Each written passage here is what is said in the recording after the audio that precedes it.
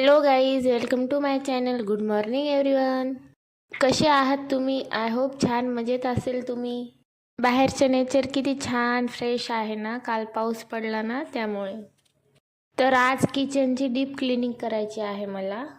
जर तुम्हालाही cleaning motivation हवी असेल तर हा व्हिडिओ शेवटपर्यंत नक्की बघा. फ्रेश वगैरे झाले आणि नंतर चाय घेतला. ब्रेकफास्ट आणि लंच बनवायला सुरुवात केली. नीतूला टिफिन द्यायचा असतो ना, त्याच्यामुळे लवकरच आमचा स्वयंपाक होतो. कद्दूची भाजी बनवत आहे, फोडणी वगैरे देत आहे. हिरव्या मिरचीची बनवत आहे, खूप छान होती हिरव्या मिरचीची कद्दूची. खरं तर धपाटे, दही, चटणी असं बनवायचं होतं मला, पण भाजीच बनवली, उशीर झाला त्याच्यामुळे. नाश्ता केला आणि नंतर हे कोलो हेक्स माउथवॉश आहे ते करून घेतलं. हे डेंटल हॉस्पिटलमध्ये दिलेले आहे मला माउथवॉश. नंतर गॅस ओटा वगैरे क्लीन केला, मसाल्याचे डबे वगैरे क्लीन करून घेतले. ओट्यावरच लावून घेतले डबे, कारण स्वयंपाक करताना इझी चाललंय घ्यायला. सगळं नीट अरेंज केलं ना, किचन छान ऑर्गनाइज दिसते ना. रॅकवरती सगळे भांडे काढून घेतले, कारण तिथे खूप डस्ट झाली होती ना, तर ते पण घासून घ्यायचे आहेत. बेसिन ब्लॉक झालं होतं ना, तर ते काल चालू केलं.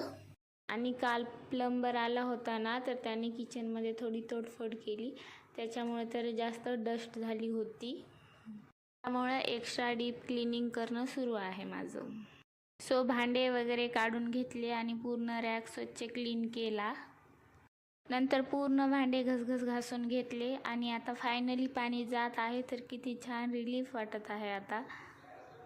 असं होतंय ना, बेसिन ब्लॉक झालं की आपल्याला कामच सुचत नाहीत, कारण पाणी तिथूनच जाते आणि पाण्याशिवाय कोणते कामं होतात आपले. आणि खूप दिवसापासून ते बंद होतं ना, तर मला एवढी परेशानी होऊ लागली भांडे वगैरे घासायची, पण आता झालं.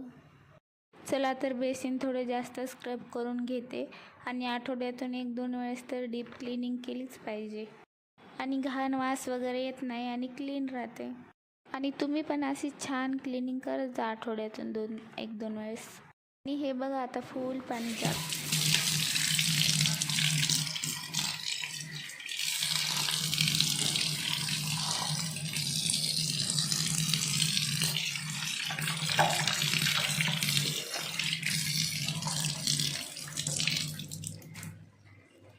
चांगलं क्लीन करून घेतले आणि भांडे पण पूर्ण झाले घासून.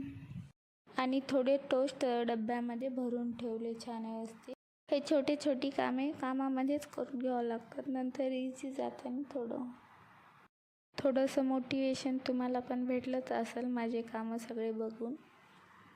म्हणजे कसं, आपण कोणाला काम करताना बघितलं ना, आपल्याला पण छान मोटिवेशन येते आणि आपण पण चांगल्या प्रकारे करतो ना. चला असो, पण हे वॉश एरिया पण घासून क्लीन केला.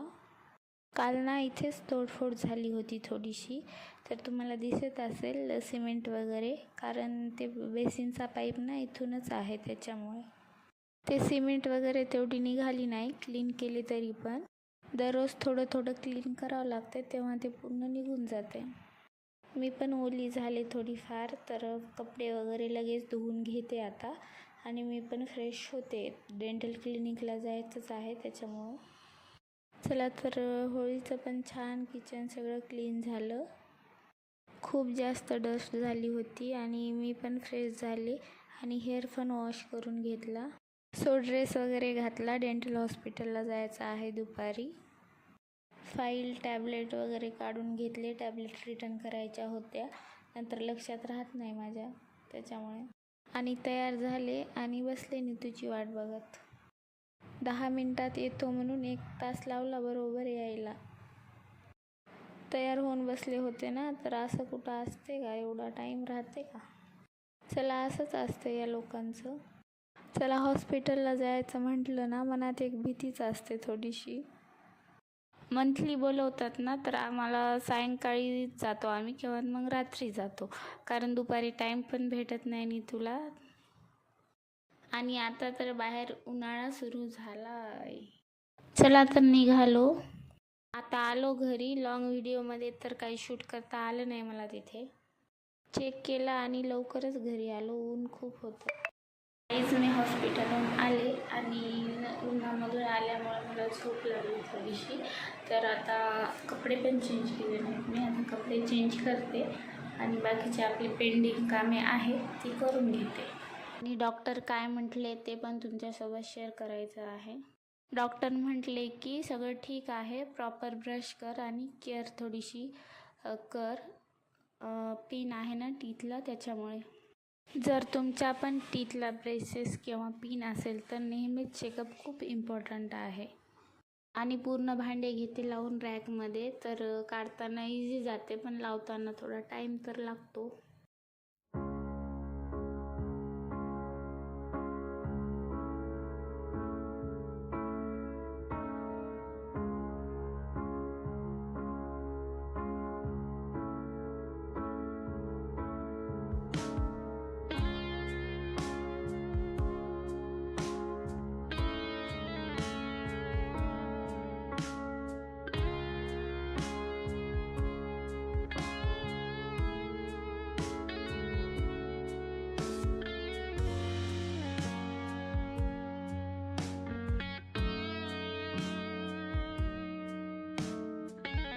आता तुम्ही पण म्हणसाल काय भांडेच चालू आहे, पण होतेच एवढे जास्त भांडे. आणि क्लिनिंग म्हटलं तर सगळंच येते क्लिनिंगमध्ये. चला असो. आता बघा रॅक किती छान चमकत आहे. तूप पण करायचं बाकी आहे आता ते पण करून घेते, कारण मलाई जमा झालेली आहे थोडीशी फ्रीजमध्ये.